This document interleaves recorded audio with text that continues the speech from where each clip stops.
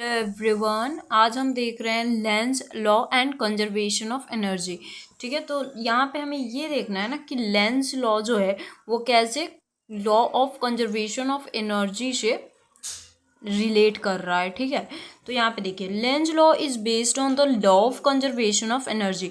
ये हमें देखना है कि वो कैसे law of conservation of energy से रिलेट कर रहा है। Law of conservation of energy क्या होता है?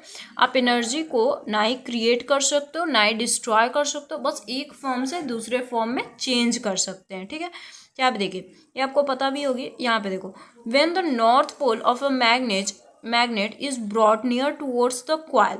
जब आप नॉर्थ पोल को, मैग्नेट के नॉर्थ पोल को ला रहे हो क्वाइल के पास में, ठीक है, then current is induced in the coil, तो वहाँ पे करंट जो है वो इंड्यूस्ड हो रहा है क्वाइल में, and the polarity of coil generates in such a way, और पोलैरिटी जो हो रहा है क्वाइल में वो जनरेट्स हो रहा है किस वे में, आगे देखते हैं।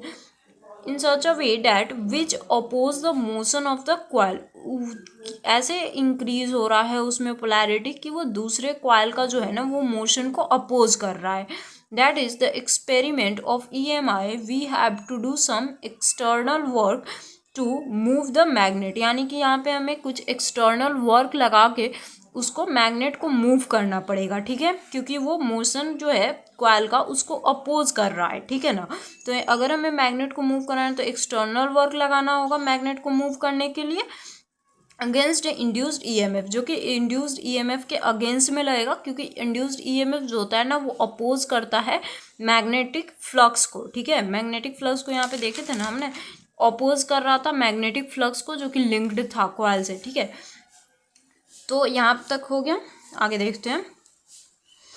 So the mechanical work applied in the form of electrical energy. So यहाँ पे हम मैकेनिकल वर्क को अप्लाइड करेंगे किस फॉर्म में? इलेक्ट्रिकल एनर्जी के फॉर्म में, जिससे कि क्या होगा, दस the total energy is conserve, यानी कि टोटल एनर्जी जो होगा वो कंजर्व हो जाएगा। That is the total mechanical work done by the external source is equal to the energy consumed in the Joule heat circuit. Therefore the Lenz law is in accordance with the law of conservation of energy। यहाँ पे देखिए electrical energy में वो store हो गया, दस the total energy, जो कि टोटल एनर्जी था वो कंजर्व हो रहा है।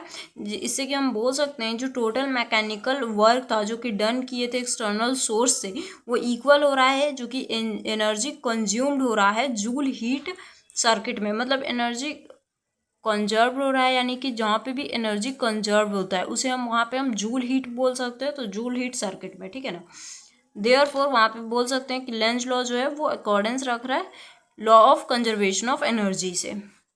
तो आई होप आपको ये टॉपिक अच्छे से क्लियर हुई होगी, Lenz law and conservation of energy.